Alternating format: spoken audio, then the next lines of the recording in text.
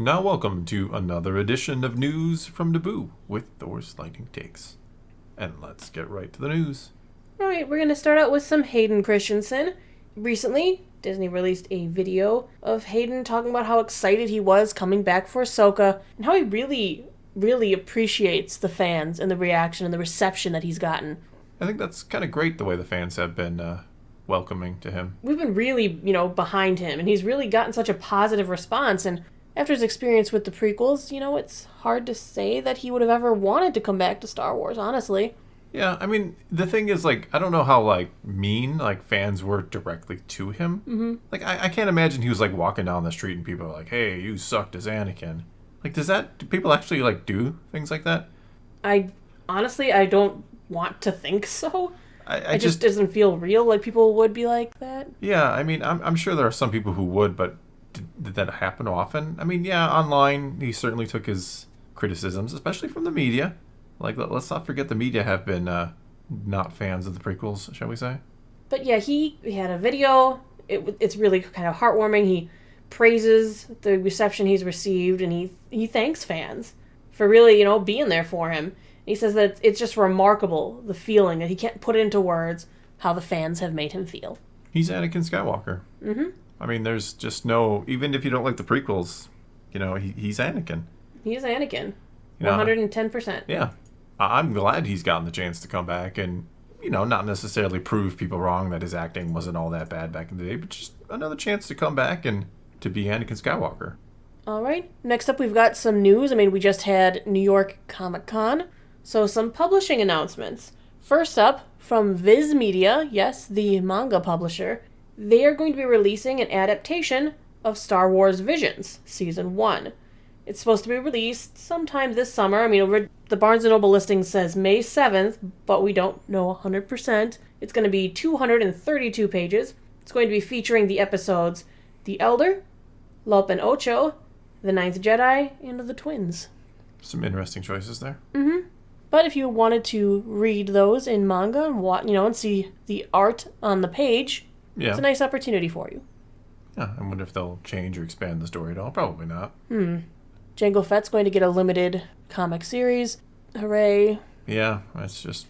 Yeah. That's what the comics do. They kind of just take characters and give them a series. It's going to be like a Mace Windu special, commemorating He's had a lot of specials, prequel. I feel like. They've done a lot, randomly with Mace Windu in the comics. Most interestingly, though, there is going to be a comic adaptation of Thrawn Alliances. Yeah, they did that with the first Thrawn book, too. Yes, they did. Yeah, they did. It's pretty good. I mean, again, it was kind of not anything new, but kind of, if you didn't want to sit down and read the entire book, you kind of got the gist of it out of the comic, so... Yeah, nice visual representation of the written word. Yeah, plus you can see it sometimes, so that's kind of cool, too. Of course, they also reiterated the fact that next year we're getting Star Wars The Living Force. It's going to take place 1 year before The Phantom Menace, and it's described as a road trip for all 12 members of the Jedi Council. That just sounds weird, but yeah. Yes. Apparently one tidbit that was picked up at the panel was one of the funniest things they've seen in Star Wars between Jedi Masters Ki-Adi-Mundi and Jarl Poof.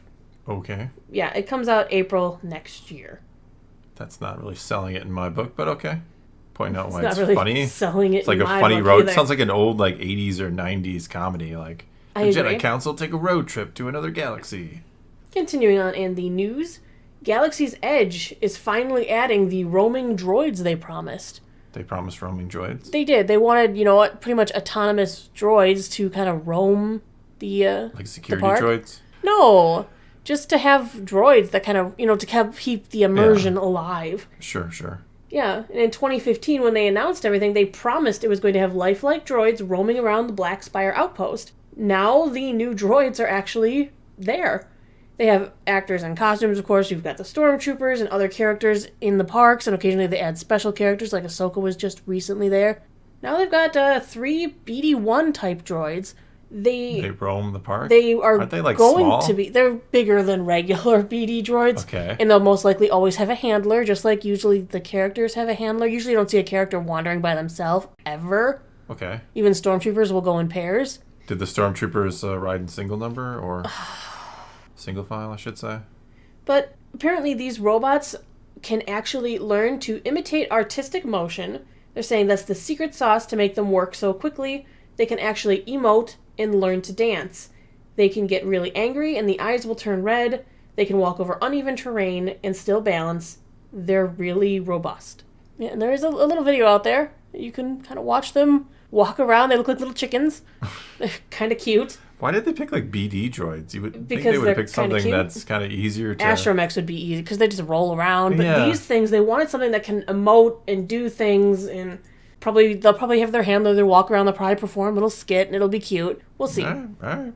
The next story is apparently Bob Iger is being urged to acquire a big video game publisher like EA. That's a big video game publisher. Yeah. The video game industry is kind of in the middle of this acquisition phase right now, with some of the biggest and most critically praised developers and publishers being snapped up by mega corporations. Like Microsoft trying to get Activision Blizzard. Exactly. Well, Disney CEO Bob Iger is being urged behind the scenes to get in on it. Yeah, this is according to Bloomberg, but the senior executives are pushing him to acquire a publisher so Disney can enter into this increasingly lucrative industry, just like they entered in on streaming. You mean they want to make more mobile games for microtransactions? Is that what they want to do? Isn't Galaxy of Heroes enough? But they want to own a publisher and do it all themselves. I see. They don't want to share. Cutting out Gotcha. the middleman. Yeah. I mean, it's interesting because even the CEO of EA they asked him about the potential sale, and he kind of made a bunch of comments that really talk the company up.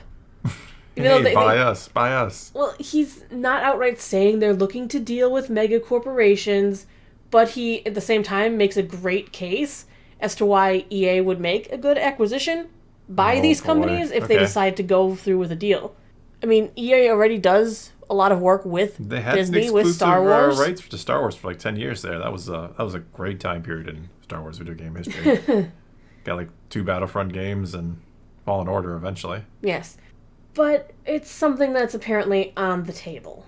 Go acquire this because Disney needs to make more money. That's always what you want to hear when you care about creativity. Yeah.